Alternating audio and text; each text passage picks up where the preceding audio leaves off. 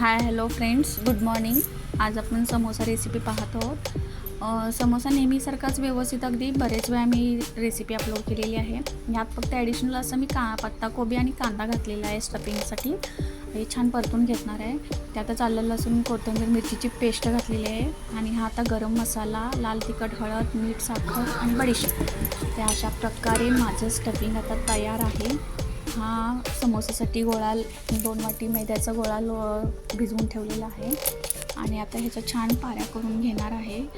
आणि समोसे पूर्ण तयार करून 2 वाटीमध्ये 12 समोसे झालेले आहेत. एकूण माझे सगळे समोसे तयार करून घेणार आहे. तेल तापत ठेवलेलंच आहे मी. आणि आता एकसारखे तळून घेणार आहे. पहिल्यांदा मोठ्या गॅसवरती सोडणार 4-4 समोसे आणि नंतर मंद आचेवरती क्रिस्पी होईपर्यंत मंद आचेवरती थोडा वेळ तळून घेणार आहे.